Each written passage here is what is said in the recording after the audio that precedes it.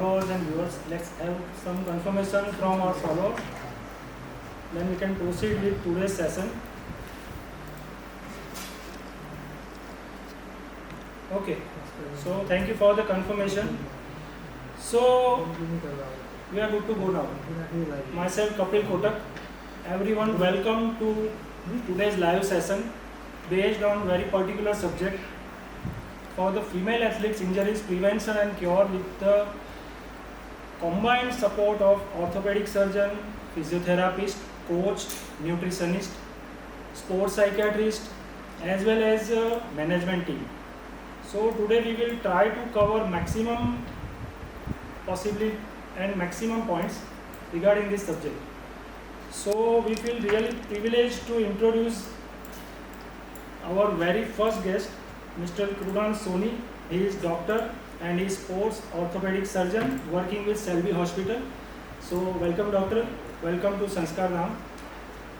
Our other guests for today's session are from Sanskar Dham Sports Academy, and we are truly thankful to all the management team, trustees of Sanskar Dham to provide us this opportunity to cover all the subjects and great support.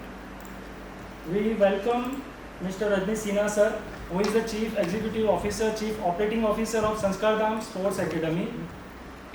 He will be joined by Mr. Sasidhar Singh, he is the fencing coach.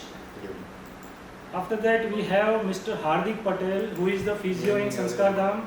We have Tanya Sanyal working as the nutritionist. And we have Ms. Kalna Sukla, she is the sports psychiatrist. A very warm welcome to everyone and thanks for joining. We have two very special guests, our two female athletes. So we proudly welcome Ms. Preeti Yadav. Her team recently created a history by bagging a medal in archery in 36 national games. And along with her we have Ms. Arya Krishna. She is national level fencing athlete from Sanskar Dham Sports Academy. So without spending more time, let's get started with today's topic. And during this question and answer session, we will also follow the comments of our followers. So if you have any comments, any remarks, you can kindly inform us. So let's start with Dr. Krunal Soni sir. Sir, welcome. Thank you. Very first question for you. It said that female athletes में injuries ज़्यादा होती है. So what is the reason for that and your views about that? So when science and research actually compare, that what are the comparison between male athlete injuries and female athletic injuries. So after a lot of science and research, the conclusion was that female athletes, they are 6 times more prone to injuries. Mind you, 6 times more prone when we compare the data with men athletes. So when we see this staggering number, there has to be some reason behind that. And there are a couple of them. So to name a few, the female body habitus is such that there is a lot of stress on their knee joints and ankle joints. Second, their ligaments are very, very lax when we compare it to the male athletes. And when we compare the muscles, the volume of the muscles and the strength, they are not as good as the female athletes. And these are main reasons why we see a lot of injuries when women athletes in comparison to the men. And one important physiological factor which contributes to it is that the female hormone estrogen, that actually has a negative impact on the muscles and the ligaments. And these are few biological and physiological reasons why female athletes, they become much more prone to injury for the same level of activities when we compare to men. Thank you very much. Next question, जो बहुत लोग बोलते हैं, what is female athlete triad? It will be very nice if you can answer in Hindi. नहीं, हाँ, बिल्कुल definitely. So female athlete triad actually जैसे ये term है कि triad मतलब 3 चीज़ें. So female athlete triad ये 3 risk factors है जो कि female athlete को injury prone करते हैं. एंड स्पेशली एशियन पॉपुलेशन और इंडियंस, हम ये फीमेल एथलीट ट्राइड का बहुत इंपॉर्टेंस देखते हैं because it affects a lot of Asian population. जो 3 रिस्क फैक्टर्स जो बोलते हैं उसमें सबसे इम्पॉर्टेंट जो रिस्क फैक्टर है वो है लो कैलोरी इंटेक या डेफिशिएंट न्यूट्रिशन। ये बहुत बहुत बहुत कॉमन है, हम सोचे उससे ज़्यादा कॉमन है और it is very much seen in all Indian athletes. So होता क्या है कि व्हेन योर न्यूट्रिशनल इंटेक या calorie intake is not sufficient और it does not match your exercise, so this causes, ये आपके हार्मोनल चेंजेस बहुत करता है और आपके estrogen levels and progesterone levels जो विमेन में होते हैं उसको जाके डायरेक्ट इम्पैक्ट करता है, जिसकी वजह से आपकी इवेंचुअल बोन क्वालिटी हैम्पर होती है।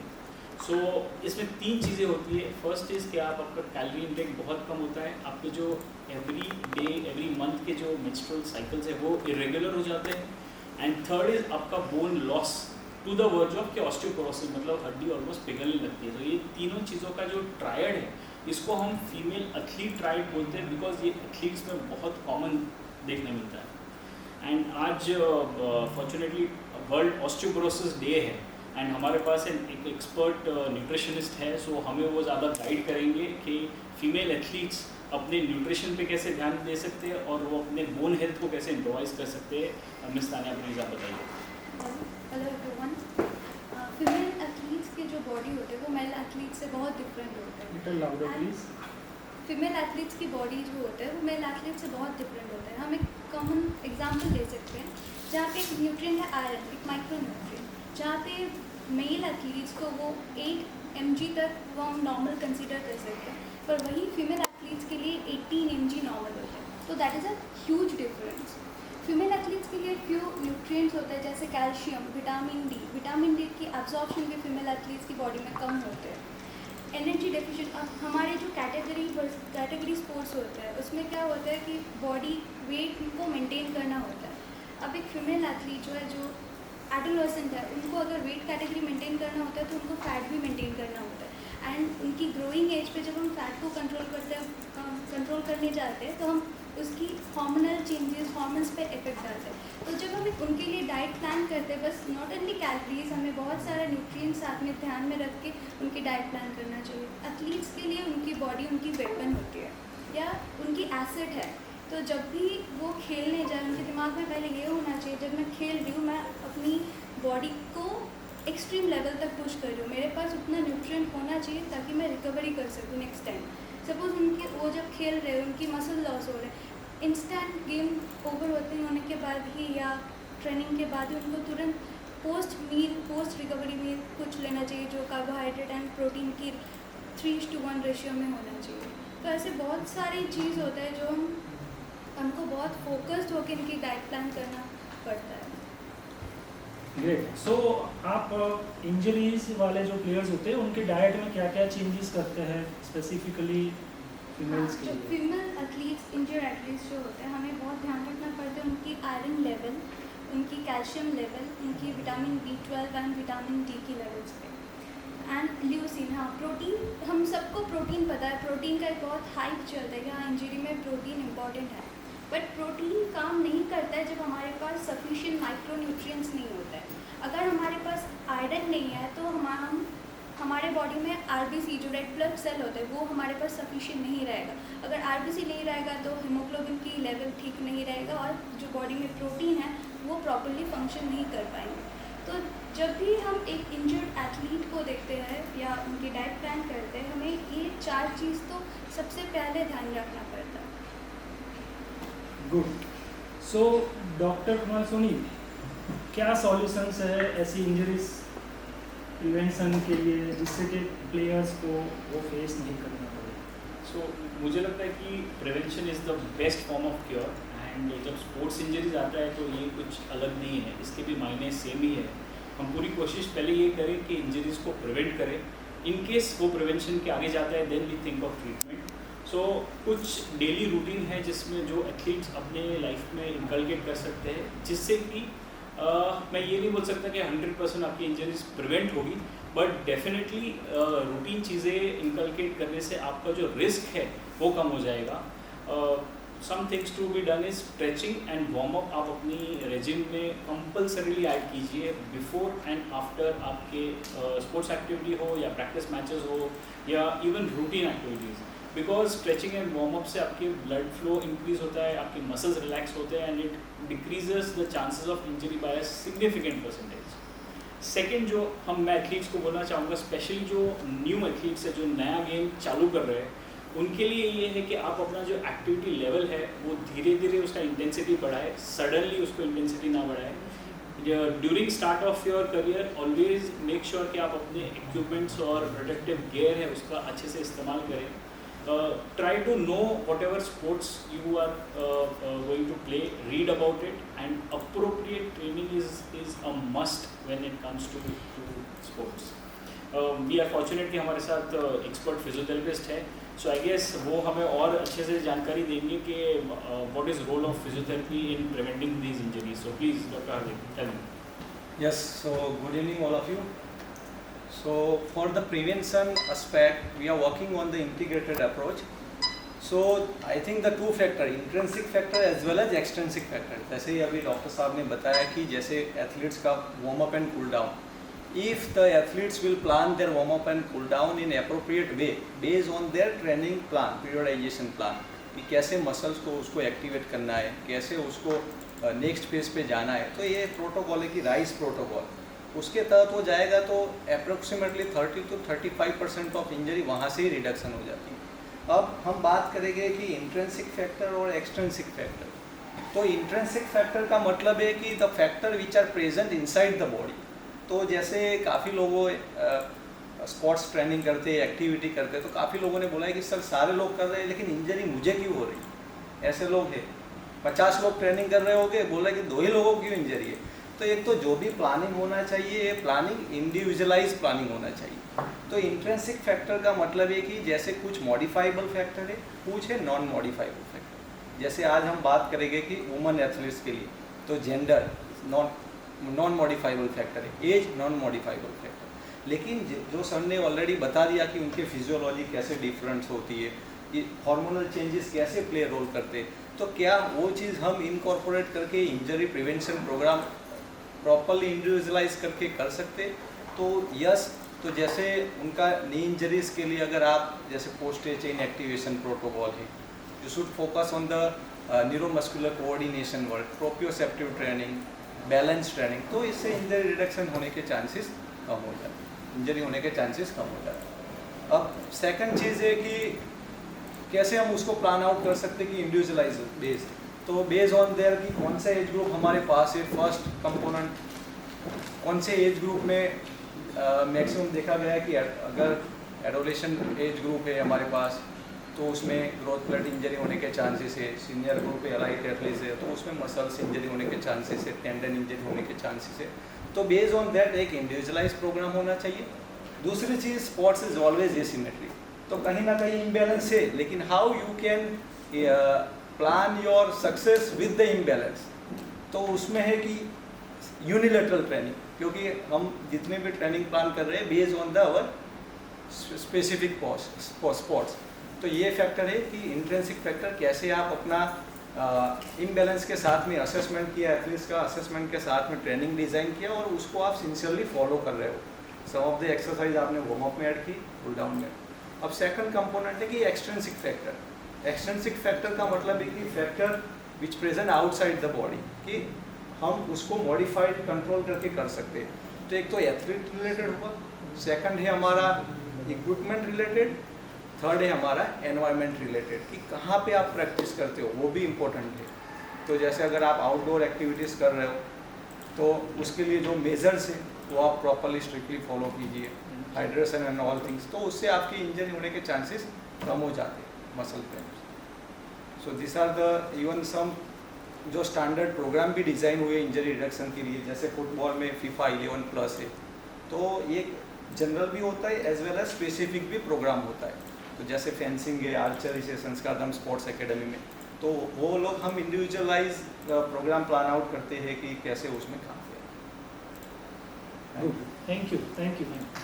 Next question for Rajnish sir. Sir, being an chief operating officer of संस्कार धाम, आपके पास इतने सारे प्लेयर्स हैं, उसके बारे में आप बताइए और उनका इंजरी प्रिवेंशन और उनको आप कैसे वो प्रोग्राम को रन करते हो कि जिससे उनका करियर में इंजरी जो है वो डिस्ट्रक्टिंग नहीं बने। संस्कारधाम स्पोर्ट्स एकेडमी में अभी करीब 100 एथलीट्स हैं जो खेलो इंडिया या स्टेट एकेडमी जो स्पोर्ट्स अथॉरिटी ऑफ गुजरात की है उनके थ्रू यहाँ पे ट्रेनिंग करते हैं। तो ये 100 एथलीट्स जो हैं इनकी सबकी ट्रेनिंग एज 3 साल से लेके 7 साल या 8 साल तक की इनकी ट्रेनिंग एज हो चुकी है। एज ग्रुप 14 to 21 है। अब ये एथलीट्स ऑलरेडी काफ़ी इनका वेयर एंड टेयर हो चुका है या काफ़ी एक्सर्शन इनकी बॉडी पे आ चुका है। सो बहुत इंपॉर्टेंट है, जैसे हार्दिक ने बताया कि इंजरी प्रिवेंशन के लिए स्पेसिफिक प्रोग्राम्स हो। सो हमारे जो कोचेज़ हैं और हमारे हार्दिक जो हमारे फिजियोथेरेपिस्ट हैं ये लोग मिलके ये इंजरी प्रिवेंशन प्रोग्राम डिज़ाइन करते हैं। इनके साथ साथ हमारी एक स्ट्रेंथ एंड कंडीशनिंग टीम है, तानिया यहाँ बैठी है, न्यूट्रिशनिस्ट। ये सब लोग बैठ के इंजरी प्रिवेंशन के ऊपर काम करते हैं, जिसकी वजह से मैंने इसके बेनिफिट्स देखे हैं। फेंसिंग जैसे स्पोर्ट में जहाँ हमारे पास 45 टोटल एथलीट्स इस वक्त यहाँ ट्रेनिंग कर रहे हैं, पिछले 7 या 8 महीनों में एक माइनर इंजरी है, मेजर इंजरी एक भी नहीं। सो ये शो करता है कि ये बेनिफिट्स क्या हैं प्रॉपर इंजरी प्रिवेंशन प्रोग्राम के। जो दूसरा हमारे यहाँ मेजर स्पोर्ट है जूडो, अगेन कॉम्बैट स्पोर्ट है। मैं अब देख रहा हूँ जब से एटलीस्ट पिछले 4-5 महीने से तो कोई मेजर इंजरी मैं नहीं देख रहा हूँ। जनरली माइनर इंजरीज तो आएंगी कॉम्बैट स्पोर्ट में, बट मेजर इंजरीज में नहीं देख रहा हूँ। सो मैं तो ये अर्ज करूँगा प्लेयर्स को नहीं, बट प्लेयर्स से ज़्यादा उनके कोचेज़ को, जहाँ पे वो जिन अकेडमीज़ में जाते हैं वहाँ जो उन अकेडमीज़ के एडमिनिस्ट्रेटर्स हैं, कि इंजरी प्रिवेंशन पे बहुत ध्यान दीजिए। इंजरी होने के बाद प्लेयर का बहुत ज़्यादा टाइम चला जाता है, उसका बहुत ट्रेनिंग लॉस होता है, फाइनेंशियल लॉस होता है। बट सो आप लोग फुल टाइम अपॉइंट नहीं कर सकते तो कंसल्टिंग बेसिस पे अपॉइंट कीजिए, लेकिन इंजरी प्रिवेंशन को मतलब इसको आप सैक्रोसेंट मान लीजिए कि इंजरी प्रिवेंशन प्रोग्राम होना ही चाहिए अगर मुझे कोचिंग करनी है। आप अभी बच्चों को पुश करते जाएंगे और आपके रिजल्ट भी आते जाएंगे और आप दिखा के और एडमिशन भी लेते जाएंगे, लेकिन वो बच्चा एक दिन ब्रेक डाउन हो जाएगा। तो उसको अवॉइड कीजिए और इंजरी प्रिवेंशन को तो बस अपना ही लीजिए सारी अकेडमीज, सारे coaches. Sir girls athlete injuries के लिए कुछ स्पेशल प्रोविजंस वगैरह यहाँ पे आप कैसे करते हैं? बिल्कुल, जैसे हार्दिक ने बताया तो जेंडर भी एक पैरामीटर है, एक फैक्टर है जिसके बेसिस पे आप लोग इंजरी प्रिवेंशन प्रोग्राम डिज़ाइन होना चाहिए। गर्ल्स के ऊपर वैसे ही फीमेल एथलीट्स पे प्रेशर ज़्यादा होता है, सो वो अवॉइड करना तो बहुत ही ज़रूरी है। सो एक जो भी एक्सपीरियंस्ड फिजियोथेरेपिस्ट या डॉक्टर सोनी जैसे डॉक्टर हैं वो आपको ऐसा प्रोग्राम डिज़ाइन करके देंगे इंजरी प्रिवेंशन प्रोग्राम कि उसमें गर्ल्स के लिए ऑब्वियसली स्पेसिफिक प्रोग्राम होगा, अलग प्रोग्राम होगा। तो ये बहुत ज़रूरी है। जो दूसरे फिजियोथेरेपिस्ट भी अगर कोई देख रहे हैं तो मैं कहना चाहूँगा कि आपका ये बहुत बड़ा एक मिथ है कि फिजियोथेरेपिस्ट का काम सिर्फ इंजरी होने के बाद उसको ठीक करना होता है। नहीं, बट आप देखिए बहुत से, मैं ये नहीं सबके लिए नहीं कह रहा, बट बहुत से फिजियोथेरेपिस्ट ऐसे सोचते हैं। बट हमें ज़्यादा फिजियोथेरेपिस्ट ऐसे चाहिए जो डॉक्टर हार्दिक की तरह सोचे और इंजरी प्रिवेंशन के ऊपर ही ध्यान दें, इंजरी को होने से पहले ही रोकें। तो अगर कोई फिजियोथेरेपिस्ट ऐसा नहीं कर रहे हैं तो और वो ये देख रहे हैं तो उनको भी मैं अपील करूँगा कि आप इंजरी प्रिवेंशन के ऊपर फोकस ज़्यादा करें। I'll extend to this.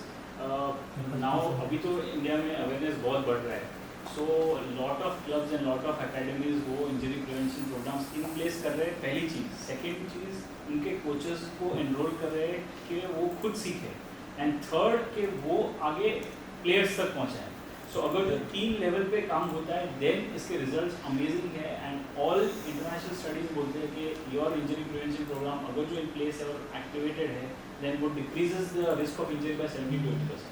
So I guess we are very glad that Sanskardham has some amazing injury prevention sports specific programs. I talked to Dr. Hardik, he was mentioning to me, so all sports they have a different program and maybe also gender wise they have different. So very nice I would say. Thank you.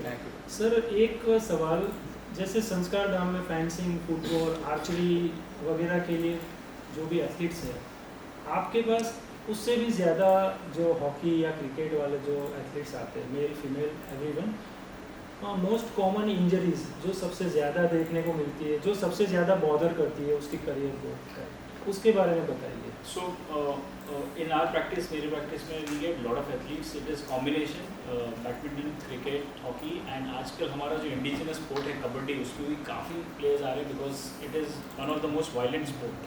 So we see that 3 या 4 injuries जो है specially female athletes पर बहुत देखने मिलती है हमें. सबसे कॉमनली फीमेल एथलीट में हमें जो देखने मिलती है वो है शिन स्प्लिंट्स, जिसको हम आगे जाके स्ट्रेस फ्रैक्चर्स भी होता है. So this is a very common condition. इसमें होता क्या है कि आपको कोई भी एक्टिविटी बेस्ड या रनिंग बेस्ड या वेट बेयरिंग जब भी करते हो तब पेन स्टार्ट हो जाता है.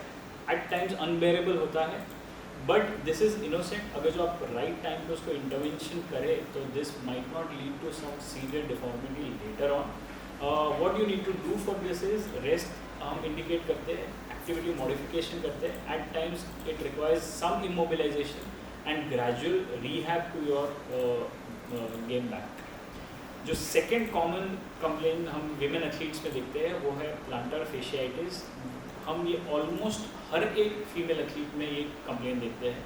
एंड इसके फ्यू अगर जो आप अपनी बॉडी एंड लाइफस्टाइल मॉडिफिकेशन करें, for example shoe modifications, some medicine and some physiotherapy, you can definitely manage this condition without any significant damage. Third and extremely common injury जो हम देखते हैं वो है ACL tear. Now when I say ACL tier, ACL एक आपके घुटने का लिगामेंट है जिसका नाम एंटीरियर क्रूशिएट लिगामेंट है. ऑलमोस्ट ऑल जो स्पोर्ट्स जिसमें वेलोसिटी इन्वॉल्व है and sudden change of direction involve है, for example badminton, hockey, cricket, so on and so forth, इसमें आपको दौड़ना पड़ता है और suddenly you have to change direction of your, even football. So इसमें ये लिगामेंट कॉमनली डैमेज हो जाता है. सो मुझे अभी जो साधारण भाषा में सबको समझाना है कि ACL क्या है. सो मैं बोल सकता हूँ ACL एक सीट बेल्ट की तरह है. जैसे सीट बेल्ट आपकी बॉडी को प्रोटेक्ट करता है, ठीक उसी तरह ACL आपके घुटने को प्रोटेक्ट करता है. सो जब कभी ये लिगामेंट टूटता है, सो मोस्ट कॉमन जो सिम्टम या मोस्ट कॉमन जो तकलीफ लोगों को समझ में आती है वो है कि बैलेंस चला जाता है. आप जब कभी तेज़ी से भागना चाहो या सीढ़ी उतरना चाहो या कोई स्पोर्ट्स खेलना चाहो तो आपको एक घबराहट रहती है कि मैं भी गिर जाऊंगा, मेरा बैलेंस चला जाएगा, और आपके लेग का जो कॉन्फिडेंस है वो आपको चला जाता है. तो दिस सिग्निफाइज कि आपके नी में कुछ टेरिबल डैमेज हुआ है. नाउ आपने पूछा कि इसका ट्रीटमेंट क्या होगा. सो ACL जब टूटता है तो 2 ही पॉसिबिलिटी है. या तो वो आधा टूट जाता है जिसको हम पार्शियल ACL टेयर बोलते हैं. पार्शियल मतलब 30 to 40% आपका लिगामेंट टूटा है and rest ligament is still fine. So उसमें we give bracing, we put the patient on rehab and then we allow him or her to go back to sports. But अगर जो complete ACL tear है या full thickness ACL tear होता है, सो हमें उस athlete को आर्थ्रोस्कोपिक ACL रिकंस्ट्रक्शन की एडवाइस करेंगे. उसके बारे में कुछ आर्थ्रोस्कोपिक ACL रिकंस्ट्रक्शन. सो अगर जो मैं साधारण भाषा में बोलूँ तो आर्थ्रोस्कोपी को हम की होल सर्जरी बोलते हैं. सो की होल मतलब कि एक छोटा सा होल में आपकी एंटायर सर्जरी हो जाए. जो दूरबीन हमारी होती है, पेंसिल जितनी पतली दूरबीन होती है, या तो आपके घुटने में या आपके कंधे में कभी चोट लगी, सो हम वो दूरबीन छोटे छोटे 2 छेद लगा के दूरबीन डालते हैं. पहले होल से पूरा चेक करते हैं कि आपका घुटना या आपका कंधा नॉर्मल है या क्या टूटा है, कौन सा लिगामेंट टूटा है. दूसरे छेद से हमारे जो स्पेशलाइज्ड इंस्ट्रूमेंट है वो डाल के जो रिपेयर करना है वो रिपेयर करके बाहर आ जाता है. So, I guess arthroscopy is recent and very advanced science which has helped a lot of athletes because इसमें आपको आपके घुटने में बहुत ज़्यादा कट करना नहीं पड़ता है. विदाउट कटिंग आपका जो भी लिगामेंट या जो भी टेंडन टूटा हुआ है वो रिपेयर करके हम बाहर आ जाते हैं. और इसकी जो फिजियोथेरेपी एंड आगे का रिहेबिलिटेशन है वो बहुत ही अमेजिंग है. So this is the advancement of science and definitely I would say कि sports medicine has advance and treatment like arthroscopic surgeries have enabled athletes कि वो अपनी स्पोर्ट्स में वापस जल्दी जा सके. This is the reason why young blood doctors are required in today's era. So they can implement the new technologies, new systems, and they can go with that flow.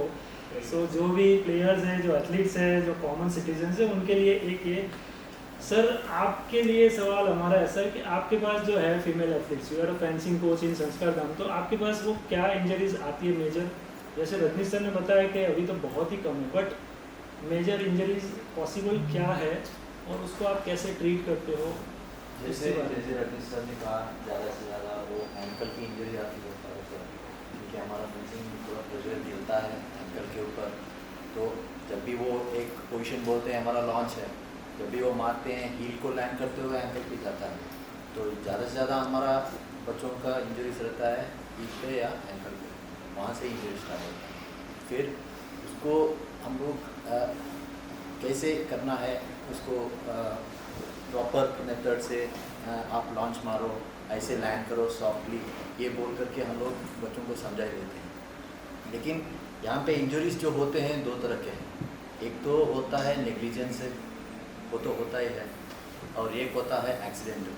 हमारा game में इतना छोटा पिस्ट होता है, चौड़ापन में छोटा है, 1.5 मीटर का है, तो लंबापन में भले ही बड़ा हो 1.5 मीटर का होता है तो पोल्यूशन हो जाता है, उसको माना जाता है एक्सीडेंटल।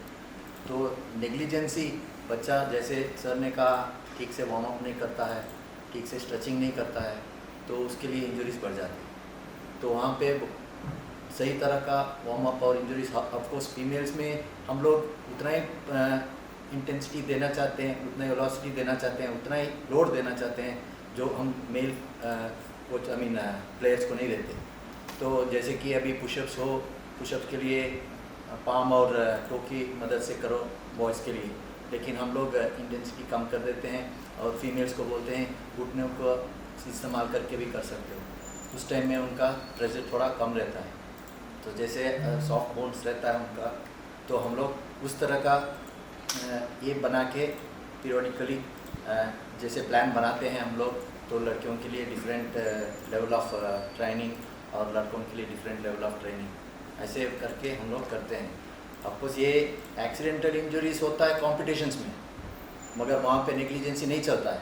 बट प्रैक्टिस सेशन में जैसे सब कुछ कोच का ही बनता है हर प्लेयर का देखने का, बट उसका नींद नहीं ठीक हो तो हम लोगों को मैम की ज़रूरत लेना पड़ता है। जब उनके पास मसल्स में कमी है तो न्यूट्रिशन मैम की ज़रूरत लेनी पड़ती है। जब इंजरी हो जाती है या होने के लिए प्रिवेंशन करना पड़ता है, साइको की फिजियो सर की मदद लेनी पड़ती है। जैसे सब लोग इन्वॉल्व हैं, मगर मेन कोच ही है जो बता सकता है कि इसका ये प्रॉब्लम है मैम, क्या सजेशन मिलेगा, तो साइको से क्या सजेशन मिलेगा, फिजियो से, ताकि हम उस इंजरी को कम कर सकें। तो हम लोग बच्चों को यही कहना चाहते हैं कि आप अपना प्रॉपर वार्म अप करके पूरी तरह से करोगे तो आप इंजरीज कम कर सकते हैं। ये रीज़न है कि